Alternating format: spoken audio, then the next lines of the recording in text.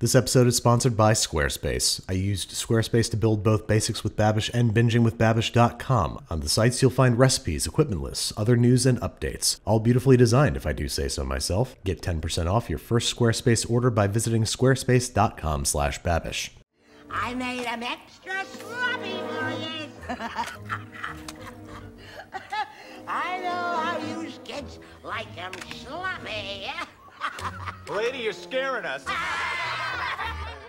Hey, what's up guys? Welcome back to Binging with Babish, where this week, as you can see, I have the correct walk-on shot, indicating that this week we are making Sloppy Joes. As you can see, this is a 3-ingredient recipe: 1 pound ground beef, burger buns, and manwich, which I think, legally speaking, also makes this a Futurama episode. Do I get points for that? I don't know. Anyway, let's get started on our extra sloppy Sloppy Joes. We're starting by browning our ground chuck in a large saute pan over medium-high heat until it has reached the classic brown on the outside, no longer pink in the middle state of matter. Add our can o' manwich, mix around and cook together for about a minute, pile high on a bun, and that's all there is to it. I'll see you guys next week.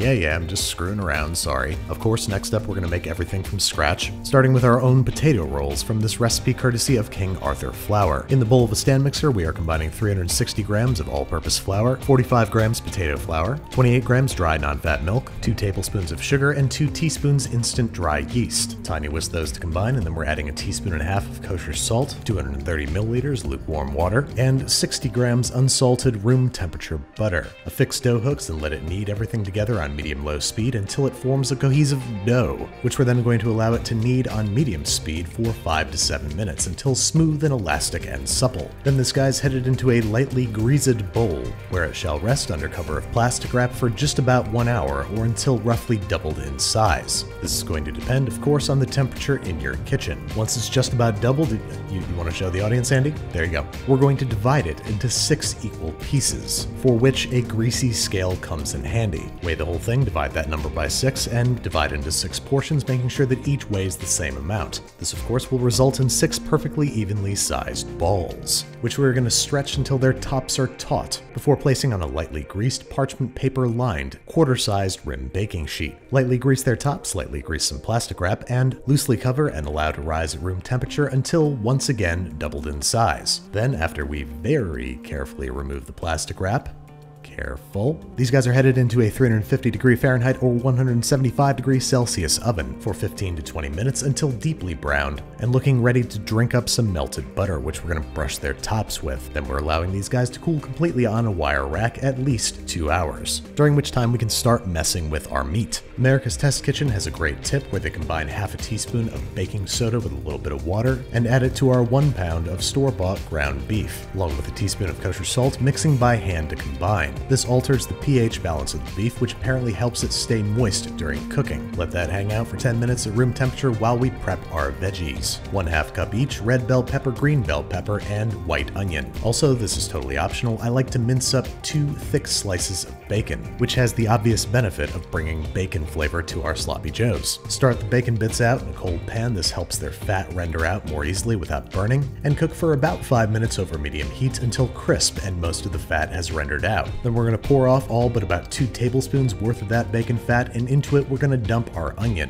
letting it sweat for a couple minutes over medium heat, scraping up all that good stuff off of the bottom of the pot, then adding our red and green bell pepper and really cooking these guys thoroughly, like 4 or 5 minutes over medium heat. I want them caramelized and soft. Then we're scooting them out to the outside rim of the pan so we can drop in our beef. Giving it direct contact with the bottom of the pan is going to help it brown rather than steam, but eventually we're going to have to mix everybody up and cook everybody together. Then once the beef is still just a little pink, we're going to crush in 2 cloves of garlic, add a tablespoon of chili powder, and 2 to 3 tablespoons of tomato paste. Mixing these in and allowing the tomato paste to cook a little bit, the same way that we would with like a red sauce. Then we've got a whole bunch of fat swimming around, so we're going to add about 1/2 tablespoon of flour. This is both going to thicken our eventual sauce and help emulsify the fat into the sauce. Speaking of which, here comes an 8-ounce can of tomato sauce, a 1/4 cup of ketchup, and about a tablespoon of Westchester sauce, an optional teaspoon of paprika, an optional 1/2 teaspoon of mustard powder. Toss our crispy bacon bits back into the bathtub, and why not a tablespoon of red wine vinegar. And I know the ingredients are starting to really add up here, but I like a teaspoon of chicken bouillon and a tablespoon and a half of brown sugar. Then I swear we're all done, except of course for some kosher salt and freshly ground black pepper. Then all there is left to do is simmer it for about 10 minutes, divide in half, and toast in butter our homemade potato rolls. I like doing this because it prevents the bun from absolutely dissolving the way they so often do in a sloppy joe context. Pile it high, top it up, and there you go. I know it's a lot more complex than your average sloppy joe recipe, but it's also a lot better. You've got some lovely barbecue flavors here, some playful rivalry between sweet, sour, and savory, and of course a whole bunch of still crispy bacon. And as a member of the Clean Plate Club, sort of. But how can we take the sloppy joe formula and turn it really batshit crazy? For that, I think we need to deconstruct a sloppy joe. I'm starting by making some confit cherry tomatoes, arranging some still on the vine cherry tomatoes with a few cloves of garlic, a couple sprigs of fresh rosemary, and covering everything with a whole lot of olive oil. I want everybody submerged. Then this guy's headed into a 275° Fahrenheit or a 135° Celsius oven for 1½ hours, until the tomatoes have burst and caramelized and the garlic is a pleasant nutty brown and deeply soft. Oops, sorry, there was also a bay leaf in there, forgot about that. These guys are all headed onto a non-stick wire rack to drain while we prepare our other elements. These tomatoes are going to cover our bright and acidic flavors, but we still need a deeply rich and savory sauce. So in a large saucepan, I'm combining half a cup each flour and vegetable oil, and cooking over medium heat for 20 to 30 minutes to make a Creole style. Creole cuisine, take 4. Cajun. This is Creole cuisine, take 5. Cajun. Creole food, take 6. Cajun. Oops, sorry, Isaac.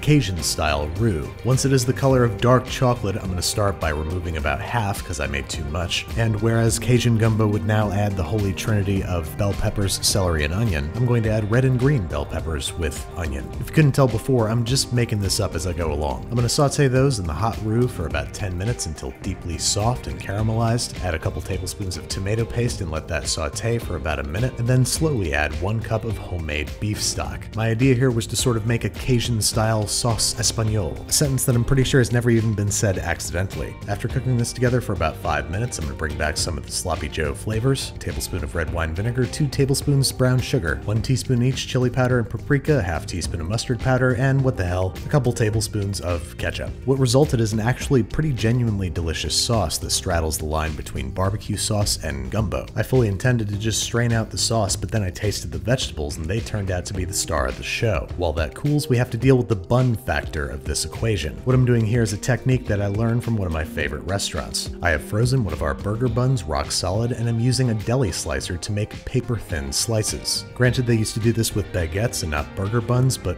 whatever. I'm then arranging these slices on a quarter sheet, brushing them down with olive oil on both sides, and then weighing them down with yet another quarter sheet brushed down with olive oil. This prevents the crisps from curling while they're baked, which we're going to do for 10 minutes in a 375° Fahrenheit, 190° Celsius convection oven for about 10 minutes, until we've got ourselves some lightly browned, wafer-thin little doilies that I'm going to go ahead and call Burger Bun Crostini. Go ahead and set those aside to cool because we've got one more element to tackle: the beef. And what is the fussiest, most gastronomique version of ground beef? That's right, tartare. So I'm hacking off about 100 grams worth of the finest filet mignon that I can get my hands on, and on a sanitized cutting surface, removing any connective tissue and chopping it finely into our quote-unquote ground beef, which I'm now going to mix with one of our confit garlic cloves, chopped and mashed, a few tablespoons of our Cajun gumbo barbecue sloppy joe sauce, and some of those sauteed vegetables, everything cooled completely, of course. Mix to combine, seasoning gently with kosher salt and freshly ground pepper, and with that, we're ready to plate up on a chilled piece of slate. I'm dropping the beef into a 3-inch ring mold, tamping it down evenly with a spoon, and gently removing the mold to reveal our haute cuisine beef puck. I probably could have made that sound more appetizing. Then I'm topping this guy up with 5 of our still on the vine confit cherry tomatoes, flanking with our burger bun crostini,